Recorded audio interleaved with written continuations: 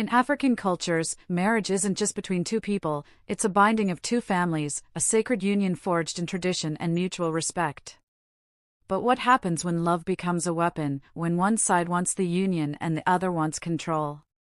My name is Adaora, a 28-year-old business analyst from Anambra State, Nigeria. I used to believe love could conquer all differences, distance, even disapproval. That was before I fell in love with Chuka, and found myself sacrificing more than I ever intended. This isn't a tale of heartbreak. It's a story of awakening, how one woman learned that self-respect sometimes means walking away, even when the world expects you to stay. Chuka and I met 3 years ago at a tech summit in Abuja. He was tall, charismatic, and spoke with the confidence of a man who had conquered life itself. He was the son of a retired military general, and from the moment we started dating, he made it known that his family was high class and had expectations. At first, I didn't read too deeply into it. I had my own career, my own strength, and I wasn't raised to seek validation. My parents, humble teachers in Enugu, gave me a strong moral compass. They taught me that love should never cost your dignity. But Chuka came from a world where appearance trumped authenticity. His mother, Madam Ijeoma, was the queen of pretentious smiles. During one of our early introductions, she looked me up and down and said with a sly smirk, "You're quite pretty, for someone from your background." I brushed it off. Love required patience, didn't it? And Chuka assured me, "My mom will come around. She's just very protective of me." I didn't realize then that protective was code for manipulative. As wedding plans progressed, subtle signs turned into glaring red flags. His mother insisted on handling the guest list. My protests were met with that same tired response, "She just wants what's best for us." But what she meant by us didn't include me. Weeks before the wedding, I noticed my mother growing unusually quiet. When I finally pressed her, she said they hadn't received their invitation yet. Neither had my siblings. I checked with Chuka and he responded with an unsettling calm, "My mother said it's best we keep the event intimate, only key dignitaries and close family." "Close family? You mean your family," I said, trying to hold back my tears. "Don't be dramatic, Ada. You know how these things go. Let's just get through the wedding, then we'll visit your family afterward." That was the day something in me cracked. The wedding was set in a 5-star hotel in Victoria Island, Lagos. Everything was pristine, roses flown in from South Africa, a live band, silk drapes, gold-trimmed table settings. But the atmosphere felt suffocating, artificial.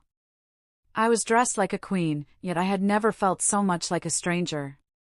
My parents weren't there. My childhood best friend, Nkechi, wasn't there. Not a single person from my side had made it. Chuka's family had completely erased mine, like they were unworthy of association. As I walked down the aisle, a hollow silence screamed inside me. My mother's absence echoed louder than the choir's hymns. My father, who used to dream of walking me down that very path, was sitting miles away in Enugu, devastated and ashamed. Yet, I went through with it. Why? Because African women are raised to endure. We're taught that patience is strength and silence is virtue. I had become another statistic, another woman swallowing humiliation in the name of marriage. But deep within, a fire had been lit. After the wedding, I tried to patch the broken pieces. I organized a visit to my hometown with Chuka, hoping to redeem some form of dignity for my parents. He canceled last minute. "Ijeoma invited us for lunch," he said casually. "It would be rude to miss it." Weeks turned into months. My family had become a footnote in my life, and I was now introduced as General Adolai's daughter-in-law, a title that came with its own set of expectations. I wasn't Adaora anymore. I was just Chuka's wife. Things worsened when I discovered Chuka had created a separate bank account to manage our household expenses. He made all decisions. He mocked my father's modest pension. He called my younger brother's dreams of being an artist a waste of space. The final straw came on our 6-month anniversary. I overheard him on a call with his mother, laughing about how Adaora's people are too local to understand class. That night, I didn't sleep. Instead, I crafted a plan. Not out of spite, but clarity. I had finally remembered who I was. I returned to Enugu alone, under the pretense of work. I met with my parents, hugged them like I hadn't in years, and apologized with tears soaking my mother's wrapper. They had forgiven me before I even finished my sentence. Back in Lagos, I began moving discreetly. I consulted a lawyer. I gathered evidence. I spoke to a therapist. Then I did something bold, something unheard of. I drafted a new invitation. Not to a wedding, but to a divorce hearing. 3 weeks later, a sleek envelope arrived at Madame Igioma's house. Inside it was a cream-colored card with gold leaf accents, styled exactly like our wedding invitation. But instead of RSVP details for a wedding banquet, it read, "Dear Madame Igioma, you are formally invited to witness the dissolution of your son's marriage, an event just as significant as the union you orchestrated. Sincerely, Adaora." I didn't wait for a reaction. I was already gone. Free. Back in Enugu, I opened a tech consultancy firm with my younger brother. My parents became my biggest investors, and Nkechi joined as the operations manager. In a society where women are often told to endure for the sake of appearances, let this story serve as a reminder: you are not required to shrink yourself to fit into someone else's version of respectability. Marriage should never come at the cost of your roots, your family, or your self-worth. The next time someone tries to cut your story in half, hand them the full version, bold, unapologetic, and written by you. The day I handed my lawyer the signed divorce papers, I felt a strange calm. It wasn't relief, not yet. But it was the beginning of something sacred. Freedom. Chuka, of course, didn't take it well. He stormed into my apartment the evening he received the papers, dressed in his usual crisp agbada, arrogance dripping from his every word. "Adaora, what kind of embarrassment is this?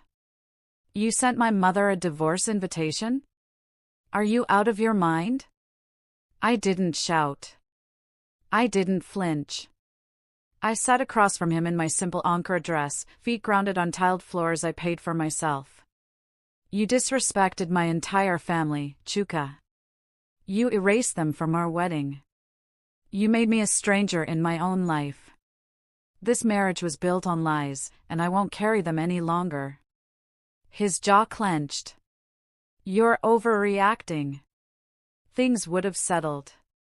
You just needed to adjust." "No, Chuka," I interrupted, "you needed to respect me." He tried to guilt me. He spoke of shame, of public opinion, of how nobody divorces after just 8 months. But I wasn't moved. I had already spent enough nights curled in a ball, mourning the woman I used to be. What shook him more wasn't the divorce. It was my certainty. He couldn't believe I was walking away from the wealth, the mansion, the connections. But I was no longer the girl who begged to have her family seen. I was a woman who remembered her worth. In the following days, the backlash began. Some mutual friends withdrew. Others whispered that I was too proud, too impatient. My church aunties called with unsolicited advice: "Maybe you should just endure, my dear. Divorce brings disgrace." I didn't respond. I let their silence prove my strength. Because in Africa, silence from a woman is expected, until that silence breaks chains. My mother became my fortress. She told me, "You've made us proud, Adaora. We didn't raise you to beg for love." My father, who barely speaks on emotional matters, simply said, "Welcome home." In the weeks that followed, I buried myself in work. I co-founded the Roots Tech Initiative with my brother, supporting underprivileged youth to learn digital skills. It was the first time in years I felt like my hands were shaping something meaningful. Then came the unexpected twist. Igioma. Madame herself showed up uninvited to my office one Thursday afternoon, her gold jewelry clinking, her perfume trailing behind her like a warning. I stepped outside my office to meet her. She didn't sit. She didn't even pretend to smile. "I hope you're proud of yourself," she said coldly. "I am," I replied. "Finally." She looked at me with a mix of disdain and confusion. "My son hasn't eaten properly in days. He's heartbroken." "You embarrassed us, Adaora." "No," I corrected. "I exposed you. And your version of love." She sighed sharply, shaking her head. "You could have had everything. Wealth. Status. Prestige. I chose peace," I answered. For a moment, her mask slipped. Her eyes softened just slightly. Perhaps it was regret. Or perhaps it was disbelief that her power had finally failed. Then she straightened up. "Don't expect any apology. You made your bed." I gave a small nod. "And now I sleep peacefully in it." She walked out with the same arrogance she entered. But I felt nothing. Not anger. Not sadness. Just peace. That night, I walked down to the local street market, bought roasted corn, and sat under a mango tree with my little niece. She giggled at my stories, asked when I'd bring her to my office again. As the sun set, I realized I wasn't rebuilding, I was reborn. And sometimes, rebirth begins with the courage to end what should have never started. 2 months passed. My divorce was finalized. No court battles. No alimony. I walked away with nothing but my name, and that was everything.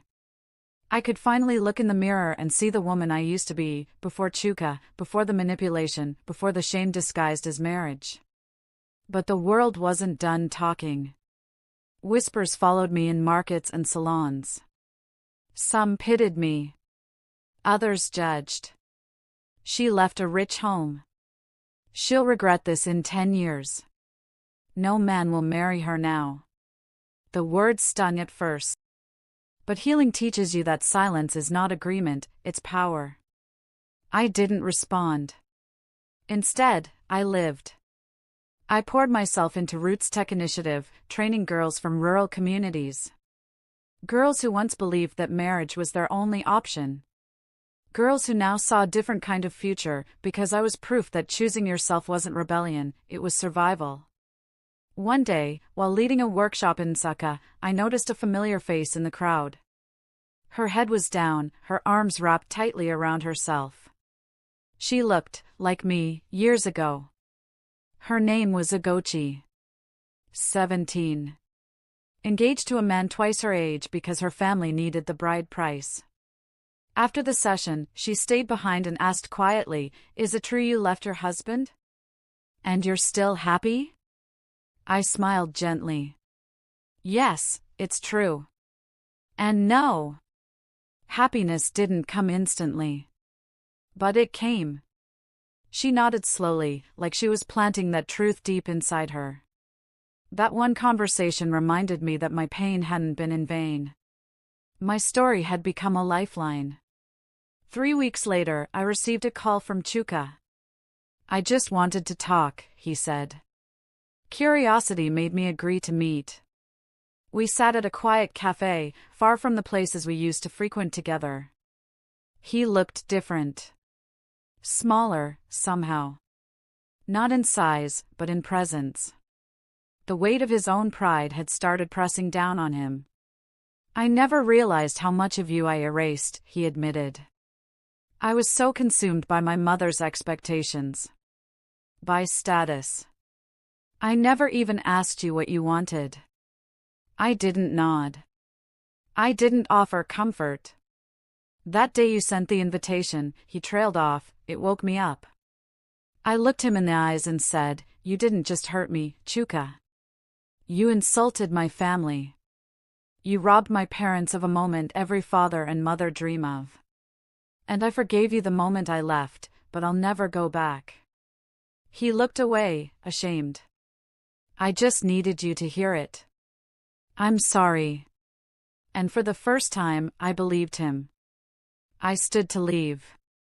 As I turned, I said, I hope you grow from this, Chuka. For the next woman's sake. And with that, I walked away. Lighter. Months passed.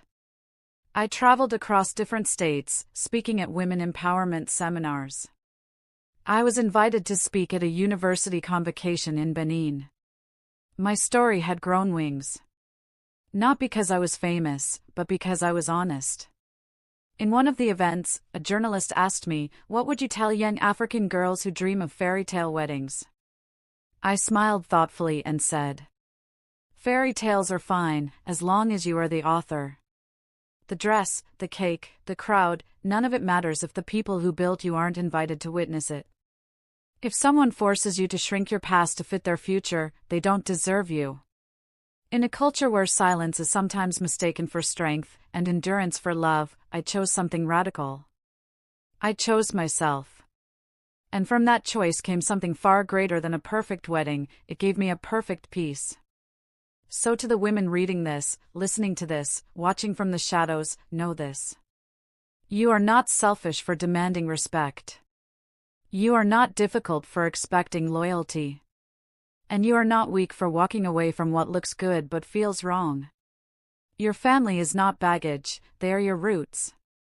And anyone who asks you to sever them to fit into a polished box is not building a home. They're building a prison. I didn't lose a husband. I found myself. And in that self, I found purpose, voice, and freedom.